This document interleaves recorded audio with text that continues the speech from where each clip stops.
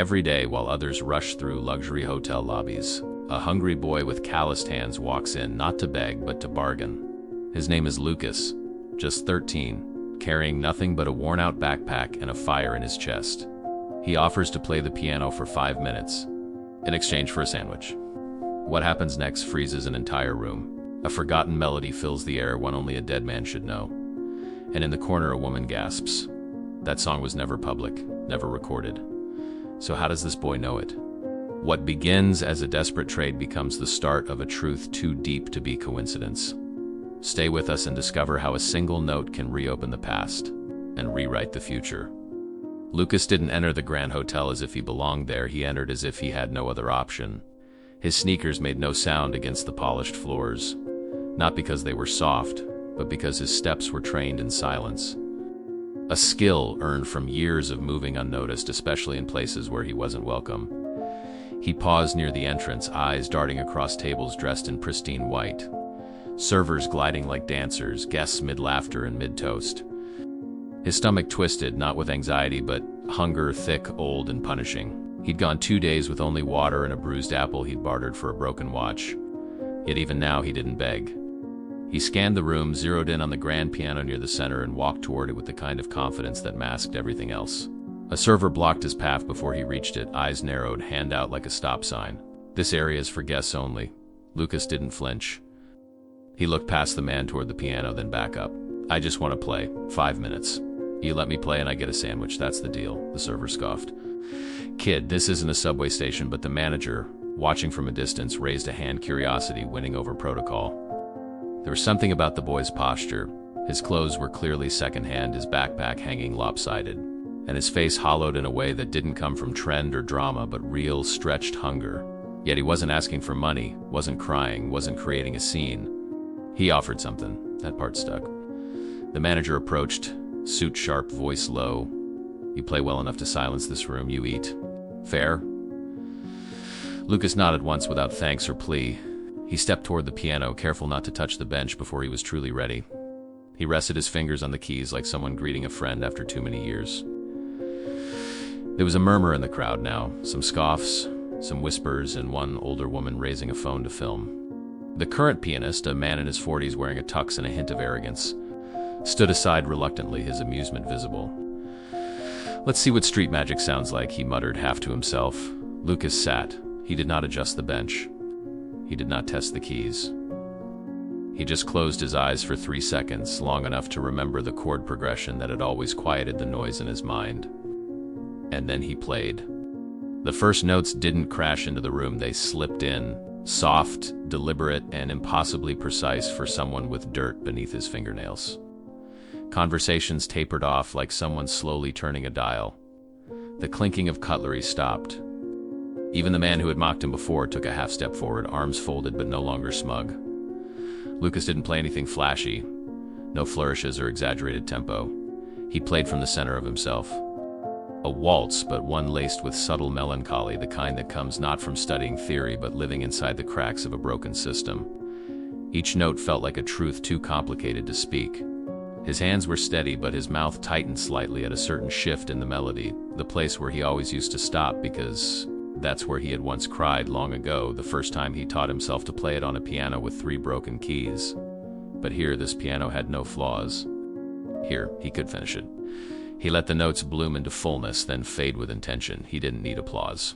He needed the final note to land. And when it did, silence held the room like breath waiting to be exhaled. The spell didn't break immediately. There was a beat, then 2, where no one moved. Lucas stood slowly, his eyes on the keys even after his hands had left them. The silence wasn't expectant, it was respectful. Then came a small, hesitant clap, then another, and then a full room rising into applause, though not everyone clapped with enthusiasm. Some still held their wine glasses mid-air, uncertain if they'd just witnessed a performance or a stunt. But for those who understood, who saw not just the technique but the hunger behind it, it wasn't just music. It was testimony. The manager approached, less stiff now. What's your name, son? Lucas hesitated, unsure if saying it aloud would somehow make this less real. Lucas, he said finally. Lucas Mendoza. The manager blinked, the surname catching faint recognition, but not enough to make sense of it. Well, Lucas Mendoza, he said, motioning toward the kitchen. I think you've earned yourself more than a sandwich." But Lucas shook his head once, firm. "A deal's a deal. Just the sandwich." The manager smiled, genuine this time, and waved the server over. As Lucas followed the man through a side corridor toward the kitchen, his hands brushed against the fabric of his backpack, almost unconsciously checking if it was still there. It was the only thing he had left from the orphanage other than the song. Inside it, a crumpled photocopy of an old sheet of music, a cracked pencil, and a cassette tape that no longer played. The applause still hummed faintly behind him, but he didn't turn around to look. That moment belonged to the room, not to him. His body moved forward, but his mind stayed behind, caught in the final note that still hadn't faded completely in his ears. He didn't know the name of the piece he'd played. It had never had one. It was just something he made up in the quiet, something that felt like remembering someone he never met. He would eat now and then leave, maybe sleep near the church if the rain held off. But something had shifted. He didn't know it yet, but the door he had knocked on with 10 fingers and a hungry heart had opened, and no matter how quietly he tried to slip away, it wouldn't be closing again. When Lucas Mendoza stepped through the doors of the Grand Hotel that evening, he was a boy with nothing to lose and nothing left to prove. He didn't come for pity or praise. He came for 5 minutes at the piano and a sandwich. That was the deal. And when his fingers touched the keys, the noise of wealth and excess bowed to the weight of something far older than privileged need, honesty and sound that came from the marrow. As the final note dissolved and the world remembered how to breathe again, he didn't stay for gratitude. He stepped back, backpack slung over one shoulder, eyes steady and stomach still rumbling, but slightly less so now. Lucas Mendoza was still, in every visible way, a hungry boy in a worn shirt. But behind him, the door that had opened would never forget his name. Helena Vasquez hadn't intended to stay long at the gala. She had promised a quick appearance, a few polite conversations, and perhaps a short review for her column if something surprised her. Most things rarely did anymore. But something in the room shifted during the boy's performance. It wasn't his technique, although undeniably refined. It was the second melody that caught her by the throat. She'd only heard it played once, decades ago, in the back room of a dusty apartment above a music shop. Alejandro Mendoza had composed it during one of his more lucid nights, saying it came to him in a dream he'd had as a child. A lullaby, he'd called it, though it was too intricate for any child to sleep through. Helena remembered recording it on an old cassette, which was now long lost, or so she thought. Her breath hitched as the notes unfurled, perfectly faithful to the original, down to a small intentional pause between bars. Alejandro's signature. It wasn't something published, not something taught. And yet here it was, rising out of this boy with dirty sleeves and quiet eyes. She stood frozen in place, wine glass in hand, forgetting to sip, forgetting to speak. She didn't move until the final note settled into silence and the applause broke like a soft wave. Then her body remembered to function. She made her way across the room, weaving through the crowd as politely as possible, though each step felt urgent. It wasn't just the music, it was the way the boy's shoulders curled slightly forward, the way his hands hovered over the keys a moment longer than necessary. It was Alejandro. Not literally, of course. That would be madness. Alejandro had died alone, childless, or so everyone believed. She had seen the paperwork, she had been to the funeral, but doubt is a stubborn thing when melody intervenes. When she reached the edge of the piano, the boy had already stood. He looked startled, not afraid, but wary like a stray, unsure if the outstretched hand held food or rope. Helena softened her posture instinctively. "Do you know what you just played?" she asked, keeping her voice even. The boy looked at her for a long second, confused. "It's just something I always knew," he said. "I don't know the name. I don't think it has one." Her heart pounded once, hard. "You're wrong," Helena replied, her voice barely above a whisper now. "It does. But only 2 people ever knew it existed." The boy blinked, uncertain whether she was joking, testing him, or trying to trick him. She took a breath and leaned in, not to intimidate, but to see him more clearly. The boy didn't flinch. Up close, she noticed the creases of exhaustion near his eyes. Too old for someone his age, and the way his fingers twitched slightly even at rest, as if still chasing notes in the air. "What's your name?" she asked gently, folding her arms but keeping her stance open. He hesitated again. "Lucas," he said. Then, quieter, "Lucas Mendoza." She felt her stomach contract like a muscle catching cold. The surname hit her like a forgotten lyric. She hadn't expected him to say it. She hadn't even realized she was hoping he would. Her mind began assembling facts too fast to hold timelines, scandals, Alejandro's final months, no records of family, no legal heirs. But music doesn't lie. And neither did the way Lucas had just played something the world didn't even know existed. Still, she knew better than to assume. Music was strange like that. Coincidences happened. Gifted children existed. And yet, she watched him closely as he placed both hands at his sides. Then came the gesture.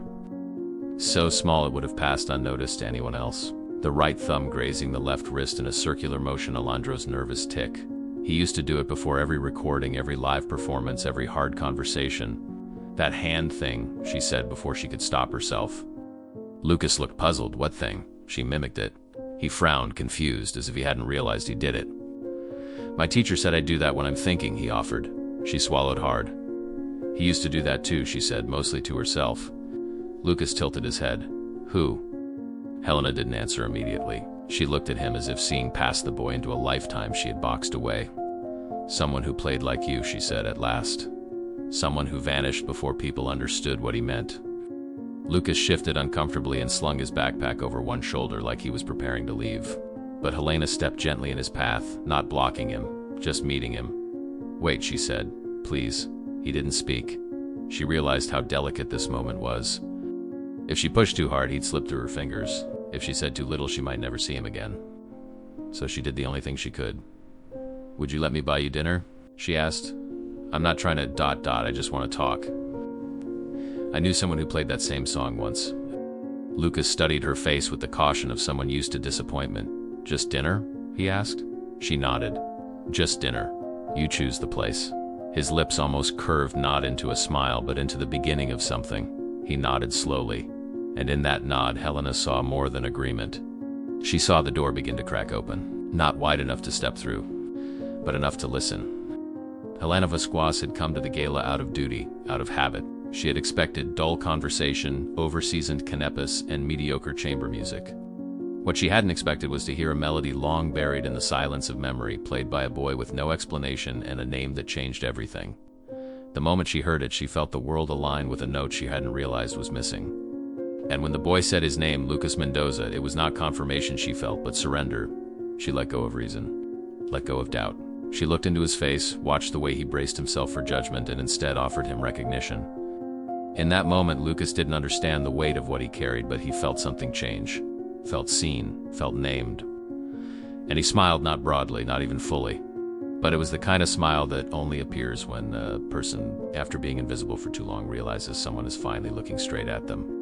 The key clicked in the lock and Lucas hesitated before pushing the door open. Helena stood behind him, giving him space, her arms wrapped loosely around her coat. She had warned him the place hadn't been touched in years. Not since Alejandro, she had said softly, like the name itself was something fragile. Lucas didn't respond then. He wasn't sure what kind of response was expected when you were about to walk into the home of a father you never knew. Now standing on the threshold of the apartment, the silence inside felt strangely expectant. Lucas took a breath and stepped in. Dust drifted from the carpet as his sneakers moved across it, and immediately he felt out of place, like a ghost moving through someone else's preserved memory. A large upright piano stood against the far wall, draped in a thin white sheet that barely dulled its silhouette. Photographs lined a wooden credenza, smiling faces frozen in time, unfamiliar people who were supposed to matter to him. Lucas didn't move toward them. He kept his backpack on, clutched it strapped tight over one shoulder, grounding himself in something that still felt real. Helena watched his every motion, careful not to crowd. She knew what this moment was. Not just introduction, but confrontation. Her voice, when she finally spoke, was gentle. The piano's his, she said unnecessarily. And a tune up. Every week, even when he was too sick to play. Lucas nodded without turning to look at her. I figured, he murmured, his eyes finally settling on the photos.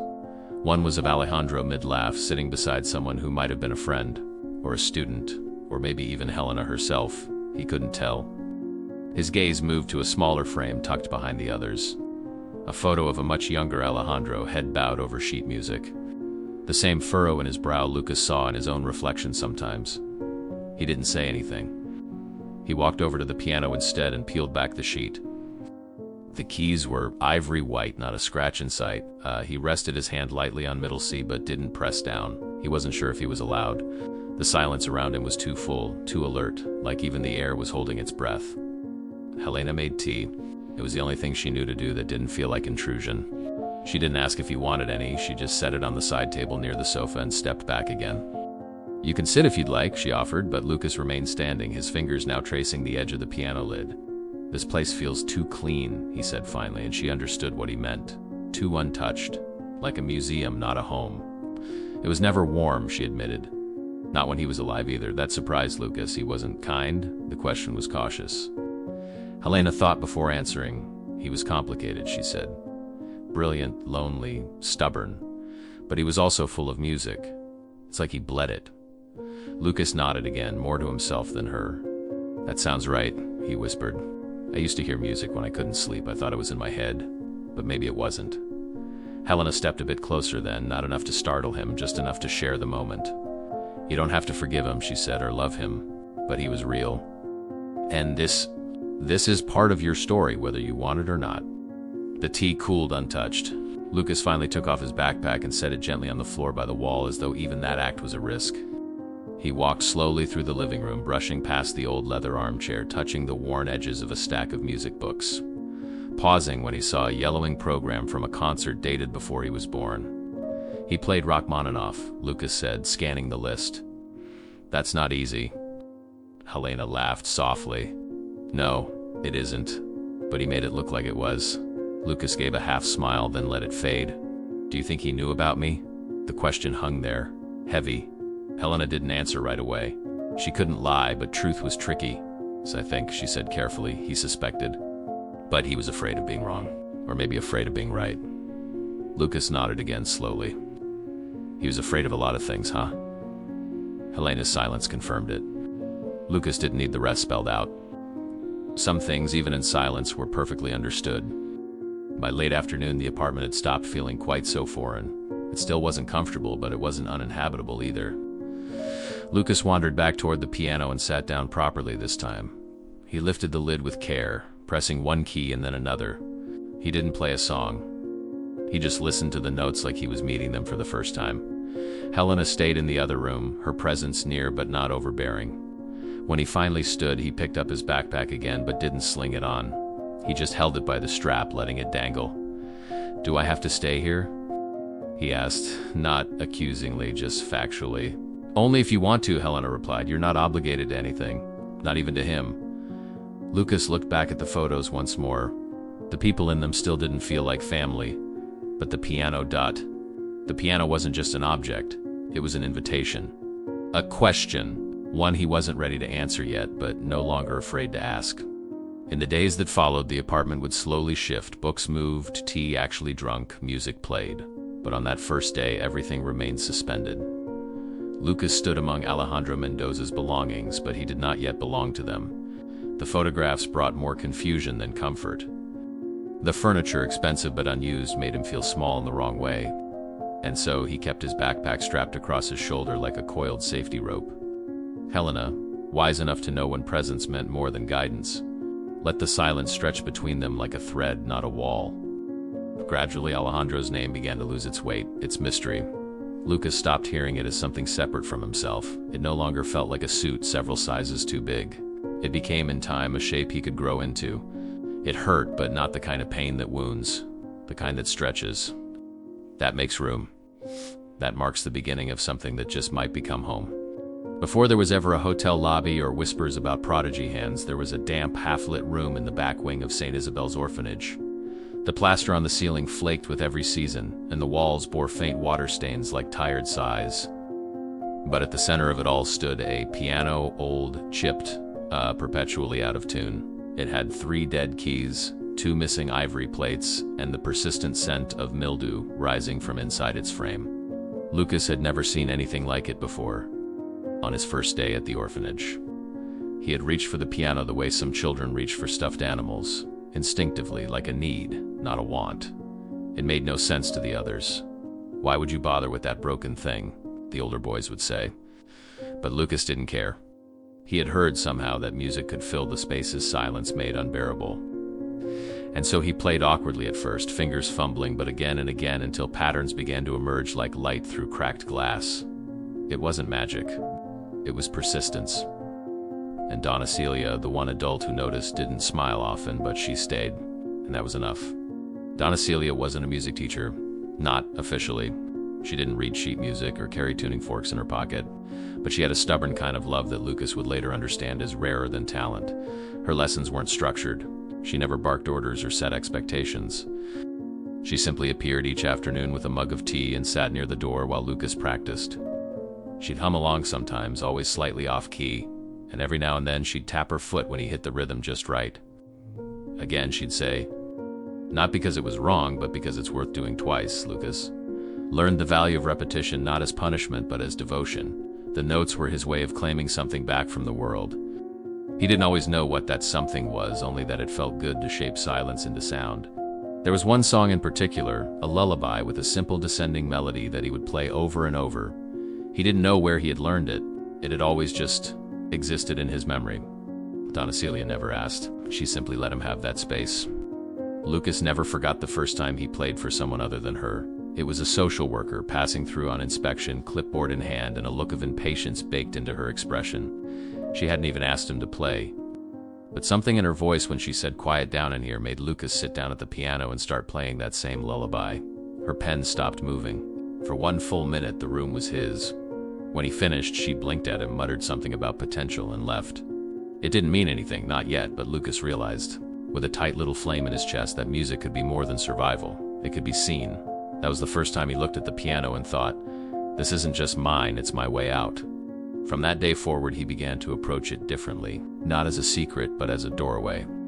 Still, the piano remained temperamental. Some days it sounded like it was giving up mid-note. Other days it resonated like it had waited all night for his touch. Lucas learned to adapt. He stopped expecting perfection and started listening harder. He learned to play with broken things, to find beauty in flaws. That, too, was something Donna Celia taught him, though not with words. "You don't wait for a better piano," she said once, standing behind him as he played. "You become the kind of player who makes any piano better." That phrase stayed with him more than most. Years later, standing in luxury halls with polished Steinways, Lucas would still remember her voice, soft and insistent. The orphanage piano may have been broken, but it taught him how to play with heart first, fingers second. And that lesson? That was worth more than all the technique in the world. Now sitting in a room filled with luxury crystal glasses, velvet chairs, and a piano so finely tuned it seemed to sing on its own, Lucas's mind drifted backward. He closed his eyes and saw the dust in the orphanage light, the peeling paint, and Donna Celia's silhouette. The contrast was staggering. But it didn't fill him with shame or longing. It centered him, because he knew this. He didn't come from nothing. He came from resilience, from repetition, from a woman who sat silently watching a boy become something despite every odd.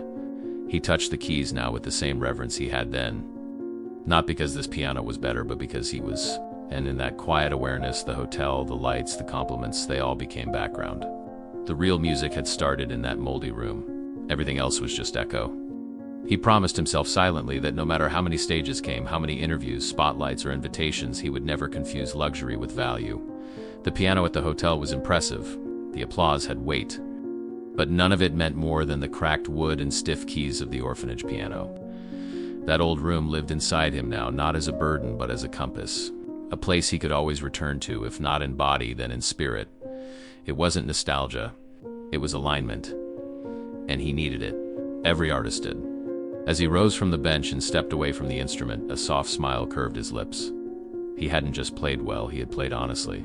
And that, he knew, was the only kind of playing that ever truly mattered. Dmitry Volkov arrived without fanfare, without handshake, without even looking Lucas directly in the eye for the first full hour. He didn't ask questions about the boy's past or his connection to Alejandro Mendoza, couldn't speak of lineage, destiny, or potential. He sat down, opened a thick black folder filled with sheet music, and placed a small ticking metronome at the edge of the piano. He pointed to the first piece. "Start." That was all he said. And so it began, not with warmth, not with bonding, but with tension. Lucas tried. And failed. Again and again. Dimitri's standards were brutal, and his face betrayed nothing. "Too fast," he'd mutter. "Too slow. Lazy phrasing. You don't hear the ending, so no one else will." Lucas bit his lip until it bled some days, and more than once he considered walking out of the room and never coming back. But something about Dimitri's silences kept him rooted. They were not the silences of dismissal, but of expectation. It was like the man believed the music inside Lucas was real, but refused to let it come out unshaped. There was no praise, only correction. And beneath it all, something Lucas had never encountered before, accountability without cruelty. By the second week, Lucas had memorized Dimitri's rhythms. The man never raised his voice, never offered a compliment, never let him end a session early. He was a master of repetition, not encouragement. Lucas began to mimic him, waking before sunrise, arriving early, warming up in silence. There was a ritual to their hours together: scales, arpeggios, sight reading, and always the metronome ticking like a second heartbeat. Lucas started dreaming in tempo, but with each day, frustration crept in. The pieces Dimitri chose weren't showy or dramatic. They were technical, mathematical, demanding in ways that had nothing to do with flair. Lucas felt like he was being stripped down to the bone. At one point, after stumbling over the same measure 3 times in a row, he slammed the lid of the piano shut and stood up. "I don't even know why I'm doing this," he shouted. "You don't care. You don't say anything. You just sit there and make me feel like a failure." Dimitri didn't flinch. He simply stood, walked to the piano, opened the lid again, and pointed to the same bar. "The music doesn't care how you feel," he said. "It only tells the truth. Do you want to hear it or not?" Lucas didn't answer that day. He returned the next morning without a word, and Dimitri didn't acknowledge the previous outburst. They picked up where they had left off, as if nothing had happened. But something had. Lucas started to understand that Dimitri wasn't trying to punish him, he was trying to refine him. The process felt like fire, burning away the habits Lucas had taught himself in survival mode, rushing through passages, skipping hard transitions, covering mistakes with flair. Under Dimitri's gaze, there was no hiding. Lucas learned to slow down, to listen to the decay of a note, to feel how one phrase begged for the next. Music wasn't just about sound, it was about responsibility. Every note had a purpose, and every mistake had a cost. The discipline broke something open in him. For the first time, he wasn't playing to be seen or fed or rescued. He was playing because the work itself demanded everything he had. And that demand became something sacred, something that gave back more than it took. Then came the gray afternoon when the rain started before the lesson and Lucas was already on edge. The room felt too quiet. His fingers were stiff. He couldn't focus. Nothing sounded right. After the third failed attempt at a difficult etude, he stood up again, ready to storm out, but something crinkled beneath his foot. A piece of paper. He picked it up, an old wrinkled page with faded notes scrawled in pencil. His heart stuttered. It was one of the orphanage sheets, the ones he'd copied by hand from memory. It must have fallen out of his backpack. Dimitri took it from him, smoothed it out against his thigh, and studied it for a long moment. Then, without looking at Lucas, he pointed at the first line. "Start here," he said. "Not from the top. From where you came from." Lucas stared at him, unsure. "You mean ... use this?" Dimitri nodded. "It's the only thing you've played with your whole self. So yes, start here." There was no warmth in his tone, but there was weight. Permission, yes, but more than that, recognition. Lucas sat down, opened the lid again, and began playing the piece from the orphanage. Only now, with everything he had learned layered beneath it: tempo, phrasing, breath control. Dimitri didn't interrupt. He didn't count aloud or correct him. He just listened. When the piece ended, Lucas looked up. Dimitri was quiet, then finally said, "Now we can begin." That was the closest thing to praise he had ever offered. And somehow it meant more than applause or medals. Lucas realized in that moment that music wasn't about arriving somewhere. It was about becoming someone. The fire hadn't destroyed him, it had carved him into something cleaner, clearer. He no longer feared not living up to his father's name. He understood now. His path wasn't about the name he had inherited, but the one he was building with every note he earned. He wasn't trying to become Alejandro Mendoza. He was learning, measure by measure, how to become Lucas. That day changed the shape of everything, not because of what Dimitri gave, but because of what he demanded. Lucas no longer played as if someone might take the piano away tomorrow. He played as if the piano had waited for him all his life, and now it expected him to show up with everything he had. Lessons didn't get easier. If anything, they grew more brutal. But Lucas stopped resisting. He showed up. He practiced. He failed better. He carried that wrinkled orphanage sheet with him everywhere, not out of nostalgia, but as a compass. Whenever he got lost in a piece or overwhelmed by expectation, he returned to those scribbled notes and remembered the boy who had first played without knowing why. He had stopped running from his father's shadow. He had stepped out of it into something of his own. The lessons still burned, but they no longer wounded. They revealed it was Helena who found it first. She had been tidying absent-mindedly, brushing dust off the piano bench while Lucas practiced scales in the next room, when she noticed the slightest resistance in the wood. A shift, a sound that didn't match. She pressed her palm along the edge of the bench and felt a faint hollow echo. Carefully, she slid her fingers beneath the cushion and found a false panel, cleverly fitted and only slightly worn at the corners. It popped open with a soft click. Inside was a weathered leather notebook, its corners bent, pages yellowed. It smelled faintly of tobacco and varnish. She turned the first page and recognized the handwriting instantly, Alejandro's, his unmistakable, impatient scrawl. At first, the notes made no sense. They were fragmented, full of scratch-outs and arrows looping back over staves. But halfway through, Helena froze. The title, hastily written at the top of a torn page, stopped her breath. La Niña que Sueña, The Girl Who Dreams. A piece he had once spoken of but never finished, not even during his most prolific years. It was more than a melody. It was his confession. She closed the notebook and carried it straight to Lucas. Lucas didn't say anything when she placed it in his hands. He ran his fingers over the cover, absorbing the weight of it. It felt too personal to open at first, as if reading it would violate something sacred. But then again, wasn't this part of him too? He sat on the floor, knees bent, and began reading. It wasn't a clean score, it was chaos. Starts and stops.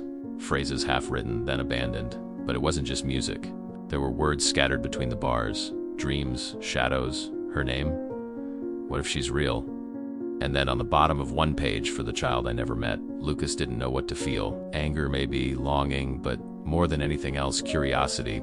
He flipped through the pages slowly, seeing how his father's mind had worked, how indecision bled into invention, how the themes started quietly, then climbed towards something that felt like hope but never quite reached it.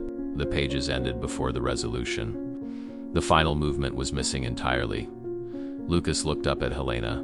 He didn't finish it, he said, almost surprised. She nodded. No, he never did. That night, Lucas didn't sleep. He laid on the couch with the notebook on his chest, the weight of it strange and familiar all at once. The unfinished piece echoed inside his head like a question he'd never been allowed to ask. He'd grown up never knowing Alejandro, and now he was being asked to complete something the man himself couldn't. It felt impossible, unfair, and yet there was something strangely liberating in that too. The guilt that had lived quietly inside Lutz, the guilt of surviving without knowing, of thriving without asking, started to shift. It didn't disappear, but it changed shape. No longer a burden, more like a bridge. He sat up in the middle of the night and placed the notebook on the piano. No one was watching, no expectations, no pressure, just a boy and a few broken lines of melody. He touched the keys and tried to play what he imagined would come next. At first it sounded like nothing, then something close. Stopped. Listened. Began again. In the days that followed, the notebook never left the piano. Lucas worked through it slowly, carefully, not trying to fix it, but to understand it.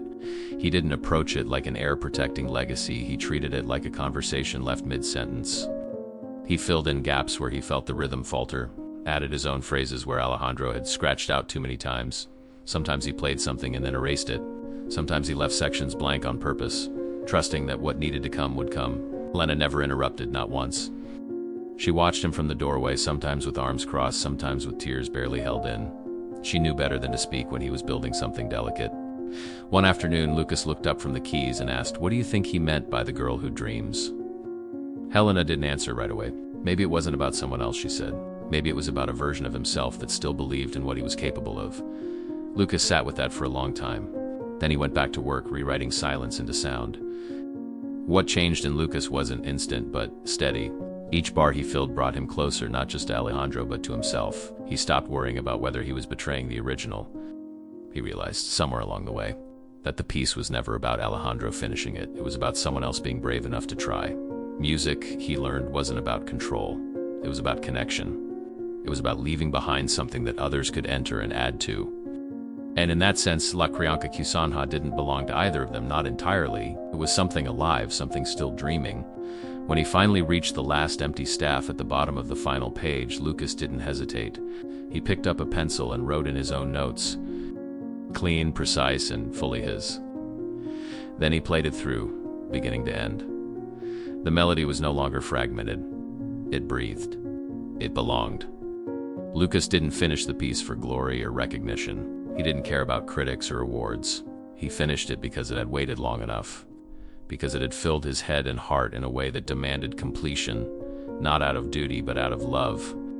The guilt that had once haunted him had melted into something softer, something useful. Gratitude, maybe. For the silence the piano had broken during the hardest nights. For the music that had given him language when words failed. He didn't feel like a boy lost in someone else's story anymore. He felt like someone finally writing his own. The piece wasn't perfect, but it was true. And when the last note landed, Lucas knew he had built something solid, not to stand on, but to stand from. It wasn't closure. It was beginning. The room was small, intimate by most concert standards, but to Lucas it felt as vast and daunting as any opera hall.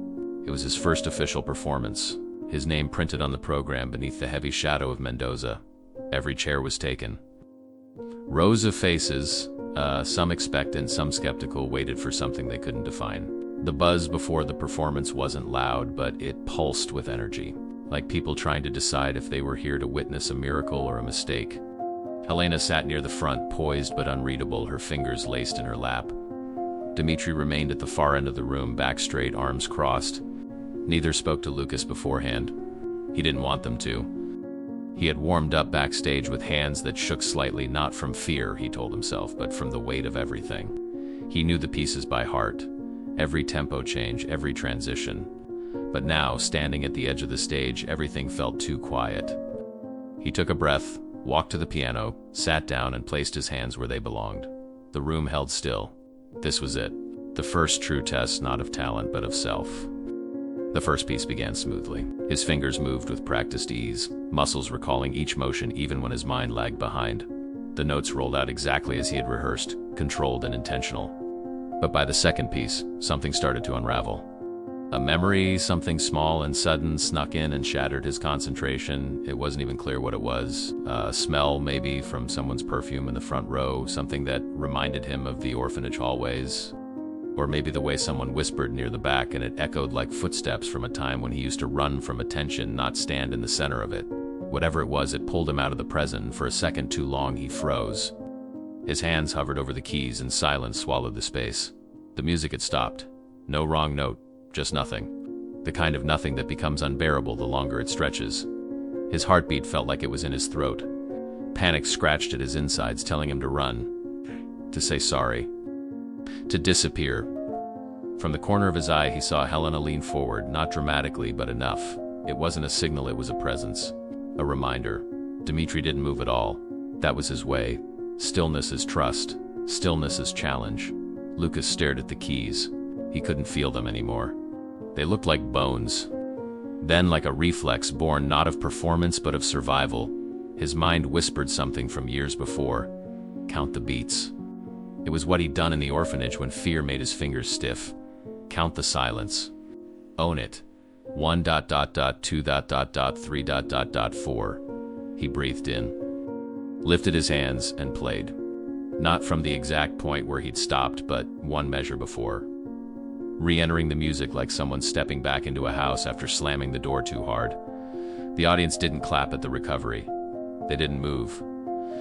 But that was fine. He wasn't playing for them anymore. Lucas finished the program. The rest of the set flowed, not flawlessly, but fully. There were moments when his hand trembled, when his thoughts slipped sideways again, but he held his footing. Not because he had conquered fear, but because he had chosen to stay inside it. That made all the difference. The final piece was one Dmitri had chosen, a quiet etude, deceptively simple, full of pauses and restraint. Lucas played it like a whisper. When the last note fell away, he didn't rush to stand. He sat there, breathing steadily, letting the silence linger, this time by choice. Then slowly he stood and faced the audience. There was a beat of hesitation, no instant cheers, no loud standing ovation. But then, like a ripple starting at the center and spreading out, the applause came. It wasn't thunderous, but it was real, honest. Lucas scanned the faces, not looking for recognition, but grounding himself. He found Helena's eyes, proud, wet. Dimitris, neutral but nodding, just once. After the recital, people gathered in the hallway, talking in hushed tones. Some offered compliments as they passed. A few mentioned his father, gently or awkwardly. Lucas accepted them all with polite nods. One woman asked him how long he had been studying. He said, "Since I was small," and left it at that. Helena didn't crowd him. She stood near the doorway, waiting for him to approach first. When he did, she simply said, "You stayed." He nodded. That was all that needed to be said. Dmitri approached after, placing a folded sheet of music into Lucas's hand without a word, then left. Lucas opened it later and saw that it was a transcription of his own orphanage melody, carefully notated by Dmitri himself. A gesture far more personal than praise. Lucas folded it and placed it into his coat pocket close to the heart. The evening didn't change who he was. It clarified it, not because people clapped, but because he hadn't run. The room was small, but the expectations had been enormous. In the middle of the program, when everything inside him screamed to quit, Lucas froze. And in that painful stillness, he remembered who he was before names, before pianos, before even hunger. He counted the silence the way he once counted heartbeats in the dark. And he began again. Not to impress, not to survive, but to finish. The applause that followed was not for technique or lineage. It was for courage, for recovery. For the dozens of invisible stages Lucas had already crossed to make it here at all, he didn't bow for them. He bowed for every version of himself that never got the chance. Marcos Ruiz arrived with the timing of someone who had been watching from the shadows all along. His suit was sharp, smile calculated, tone smooth with the kind of confidence that made people believe he already owned whatever he touched. Helena knew his type before he even opened his mouth. "I've seen prodigies," he said, sliding a glossy folder across the table, "but Lucas is a phenomenon. And people pay for phenomena." Lucas glanced at the papers without reaching for them. The folder was thick. Contracts, appearances, percentages, brand strategy. "We could put you on 3 late-night shows in a month," Marcos continued. "Your story's gold. An orphan with genius hands, the son of a legend, trained by a recluse, it writes itself. We don't even have to embellish it." Lucas didn't speak. He looked at Helena, who gave him a nod that meant, "You decide." Marcos leaned in. "Listen, kid, you can have all of it. International tours, interviews, documentaries, endorsements. You've already earned it. Why wait?" He said it with the ease of someone who believed the future should be bought like wine quick, expensive and best served to people who never had to taste hunger. Helena remained calm, but her silence was laced with tension. She'd seen artists become brands before. She'd watched talent dissolve under the spotlight's heat, chewed up by the machine that only values stories when they sell. When Lucas didn't respond right away, Marcos took it as an opening. "This is your moment," he said. "The world's listening. All you have to do is let me amplify what you already are." Lucas finally looked up. "What am I exactly?" he asked, voice level. "A genius," Marcos said instantly. "A miracle. A name people will remember if we move now." Dmitri, standing near the window, turned slightly, not speaking but very much present. Lucas saw the way his teacher's eyes narrowed, not with anger but calculation. Marcos noticed him and smirked. "You're not going to get this chance again. These windows close fast. You want to play for 10,000 people or 10 kids in a broken room?" That was the crack. That last sentence, Lucas felt it like a cold hand on the back of his neck. It wasn't just arrogance, it was dismissal of where he came from, of who he still was. The next day, Lucas didn't return Marcus's call. He didn't text, didn't ask for more time to think. Instead, he walked into Helena's study, pulled out a piece of paper and started writing. Not music, a plan. "I want to play a recital," he said, "but not for the cameras, for the kids." "At the orphanage?" Helena blinked. "You mean the one you grew up in?" Lucas nodded. "The piano still works. Barely, but it does. And if I charge almost nothing for tickets, maybe some people will still come. Not because they want a story, but because they want to hear." Dmitri, who was pouring tea in the other room, paused. "You'll raise more money playing one corporate gala," he said plainly. "I know," Lucas answered. "But that's not the point." Dmitri set the teapot down, not disagreeing. Helena didn't argue either. She only asked one question. "Do you want help organizing it?" Lucas smiled just a little. "I want it to be ours," he said, "not theirs." The recital at the orphanage wasn't glamorous. The chairs were mismatched, the lighting was uneven. Some people came just because the ticket was affordable. Others came out of curiosity. But when Lucas sat at the same battered piano where he had once taught himself to play with aching fingers and borrowed sheet music, everything made sense again. He didn't wear a tux. He wore the same sweater he had worn the first day Helena took him in. Before the music began, he said only one sentence. This is where it started. Then he played not for applause but for memory, for the kid who used to wait until lights out just to get 5 minutes alone with broken keys and broken thoughts. The money raised that evening didn't break records, but it was enough to have the piano repaired, enough to fix the leaky roof in the back room, enough to buy a shelf of new books and fresh sheets for the dorms, enough to remind everyone in that place that something sacred had been born there and that it mattered. Later that night, after everyone had left, Lucas sat alone in the quiet of the music room. He ran his fingers along the edges of the newly repaired piano, feeling every smooth line like it was a promise kept. He didn't feel like he had rejected fame. He felt like he had chosen something better. Dignity, intention, truth. Marcos Ruiz had promised the world, but the world, Lucas realized, wasn't something you take. It's something you offer yourself to piece by piece, only when you're ready. And not every offer comes in the form of lights and stages. Some come with mismatched chairs, plastic cups, and a piano that still smells like dust and hope. The spotlight had tried to claim him, and he had stepped aside. Not out of fear, out of clarity. The kid who once had nothing had chosen to give something back. And in doing so, he had reclaimed the story before it could be sold. The offer had shimmered, the contracts were real. Marcos Ruiz had made fame sound like salvation, and for a moment it had almost worked. But Helena asked for time, Dimitri stood still, and Lucas listened to the only voice that mattered, his own. He said no, not because it wasn't tempting, but because it wasn't true. And instead of cameras and interviews, he chose the orphanage recital. The chairs were plastic, the tickets cheap, but the night mended more than broken keys. It repaired a part of Lucas that fame never could. It restored an idea that music was meant to return to where it began, not for glory, but for good. The plaque on the wall read, Sala Donna Celia. It wasn't grand, and it didn't need to be. A small tribute carved in brass, placed beside the door of a freshly painted room, was enough to stir something permanent in Lucas. He stood quietly beside Helena as the first group of children entered the room. They didn't run in. They tiptoed, tentative, cautious. Not out of fear, but uncertainty, like feral cats unsure if this new corner of the world would hurt or feed them. Lucas recognized the look in their eyes. He had once walked the same way into rooms that weren't sure whether to welcome him or wait to see if he'd break something. It's okay, he said, crouching beside one of the boys, a kid with sharp elbows and a too big shirt.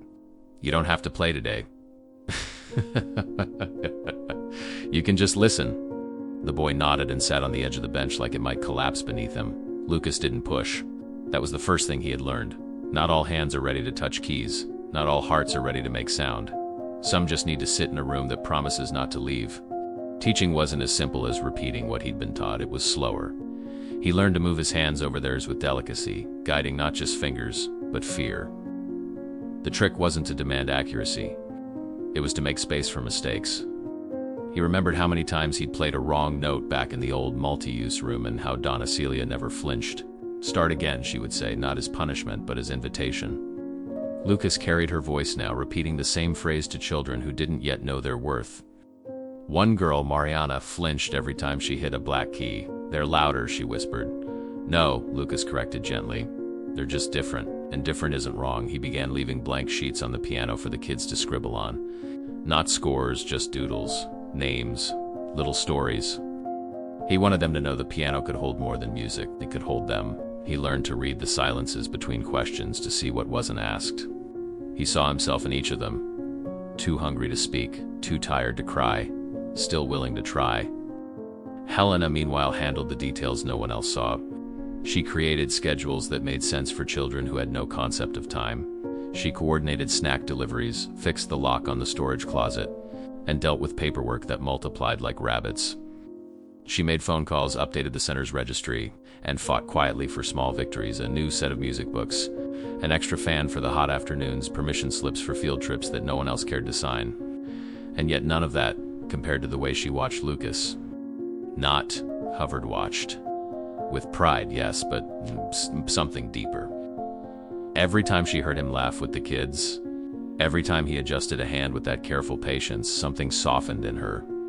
She had once known a man who played like the world might collapse if he stopped. Alejandro had loved deeply and silently. Now his son was teaching children not how to perform, but how to belong. Helena didn't need music to know this was a different kind of legacy, one built not in concert halls, but in rooms like this, lined with small chairs and second chances. It was a Tuesday afternoon when Helena brought the envelope. No ceremony, no announcement, just an ordinary end to an ordinary day. Lucas was reviewing a finger exercise with two children when she placed it on the table. He didn't notice at first. She didn't press. When the last child left the room, Lucas finally sat down, opened it, and read. Legal paperwork. Signatures already half filled. The last name he'd never claimed now, printed in black ink at the top of an official form. He stared at it for a long time. You don't have to, Helena said softly. This isn't a demand. Lucas didn't speak for a moment. He touched the pen, lifted it, put it back down. What changes? He asked. Nothing, she replied, except the part where we say it out loud. He blinked slowly, then, deliberately, picked up the pen and signed. No performance, no applause. Just a simple act of choosing, not escape, not rescue, just belonging. It was perhaps the bravest decision he had ever made. Afterward, they didn't say much. Helena made tea. Lucas helped clean up the room. They folded the attendance sheets, stacked chairs, and turned off the lights. But something in the air had shifted. Not dramatically, gently, like a new weight settling evenly across the space. When Helena left the documents in a drawer near the entrance, she did it the way one stores something precious, not to hide it, but to keep it safe. Lucas lingered at the door before stepping outside, looking back one last time at the small plaque with Donna Celia's name. The room felt different now, not because of renovations, but because of what they had given it. Memory, purpose, continuity. The children who would come tomorrow wouldn't know the story behind the plaque.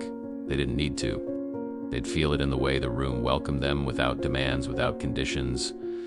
Just space, just sound. The room, now bearing the name of a woman who had believed in music long before anyone else did, breathed with quiet certainty.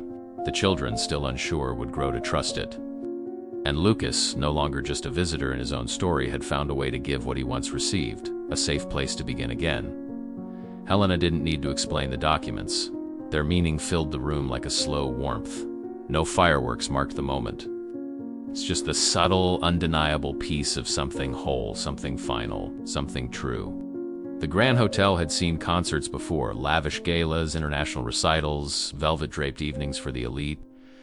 But tonight was different. The stage was the same. The piano, still polished to perfection, hadn't moved an inch. But the boy who approached it wasn't the same child who had once walked into that lobby bartering hunger for 5 minutes of sound. Lucas stepped forward, not in hesitation, but in quiet purpose. His shoes were worn but clean, his shirt too formal for his comfort, but he wore it without complaint. In the front row, Helena sat between Dimitri and Donna Celia, her hands folded tightly, almost as if in prayer. The audience held a hum of expectancy. Whispers about the prodigy who had turned down contracts and talk shows to play for orphans and ghosts. But Lucas wasn't here to dazzle. He was here to remember, to finish something, and to begin again. As he sat, he didn't bow or scan the crowd. He simply looked down at the keys, half theirs, half his, and placed his fingers where his father's might once have rested. The piece was ready. The boy was ready. The world for once would follow his tempo. The opening notes were cautious, like a memory unfolding. It wasn't hesitation, it was reverence. The first section echoed Alejandro Mendoza's unmistakable signature, precise, elegant, melancholic in all the right corners. It carried the flavor of European conservatories, of cigarette smoke in rehearsal rooms, of a man who played to keep his heart from disappearing. Lucas had practiced it 100 times, but tonight it lived differently beneath his fingers. He didn't mimic. He conversed. And when he reached the first blank passage, one of the many his father had never completed, he shifted. In its place came a tender rhythm, unmistakably Lucas. There was no attempt to match Alejandro's tone. This was the sound of rain on corrugated metal, of dripping pipes above bunk beds in the orphanage, of a boy who learned the scales not to impress, but to survive. The melody turned inward, then swelled outward, as if drawing breath. In those new measures, he stitched in his own fingerprints, not corrections, not tributes, but continuations. The child who had once played for sandwiches was now playing for something more enduring, memory, meaning, and a name he had earned. Midway through, the piece took another turn. The tempo tightened, metronomic and deliberate, a nod to Dimitri, whose discipline had once grated against Lucas like sandpaper, but had since become a source of grounding. The notes were firm, structured, unrelenting, but never cold. Lucas didn't need to glance at his mentor in the front row to feel the connection. It was there, built into the rhythm. And then came a lighter touch, a ripple like laughter, brief, barely there, but real. The soft giggles of children in the back of a practice room, fumbling over middle C, tracing the outlines of hope with every awkward finger placement. Lucas wove them into the piece like thread through fabric. He didn't overstay the moment.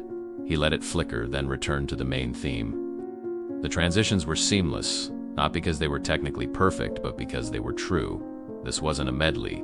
It was a memory scored in real time. No longer a son finishing his father's work. No longer a boy proving his worth. Just a musician creating space for all the versions of himself to breathe and be heard. As the final page of the score approached, Lucas slowed. The hall, despite its grandeur, felt intimate now. He played the closing bars with a gentleness that didn't seek applause. In the final measure where the original had ended in an unresolved chord, Lucas completed the phrase. It was simple, unadorned, and final. A landing after a long, chaotic flight. The sound faded like a sigh. And when silence arrived, it wasn't empty. It was full. He didn't rise immediately. He sat with it, eyes closed, not savoring attention but honoring the stillness. In that breathless moment, something unspoken happened. No one called it a miracle, but many would remember it as one. Helena reached for Dimitri's hand, and he, stiff and formal as always, led her. Donna Celia blinked rapidly, her lips moving in silent rhythm. In the back rows, 3 children clutched their paper tickets like relics. The applause came slow, then all at once crashing forward like a tide. But for Lucas, what healed wasn't the noise. It was the silence that had preceded it, the sacred, weightless space where everything broken had been allowed to rest. Later, no one would recall the exact notes of the performance. They would forget the time, the weather, even the program name, but they would remember the feeling. A promise fulfilled. A boy who didn't just play music, but became it. Lucas stood and bowed, not deeply, just enough. He looked out and saw no strangers, just threads. Faces that had shaped him, Helena with her steady presence, Dimitri with his eyes slightly wet, though he'd deny it, the children who now had their own piano room and their own courage. Lucas knew what came next, wasn't certain. Life didn't promise certainty, but it did promise continuity. The kind you earned with every hard decision, every quiet rehearsal, every time you chose to stay. He had walked into the Grand Hotel once as a stranger begging for a sandwich. Tonight he left the stage with nothing in his hands but everything in its place. A name signed, a table with his chair, and that hunger, old and stubborn, now finally asleep. The Grand Hotel opened its hall for a benefit concert. The piano was the same, the boy was not. Lucas premiered the finished piece, 4 hands worth of history, 2 from a father now gone, and 2 from a boy who had finally arrived. In every silent bar once left empty, he planted the sound of rain on the orphanage roof. Helena's cautious footsteps, Dimitri's relentless metronome, and the shy laughter of the children from the new music room. When the final chord hovered in the air, no one said the word miracle. But eyes were wet, hands were held, and something sacred had clearly come full circle. The applause was thunderous, but it wasn't what healed him. What did was smaller.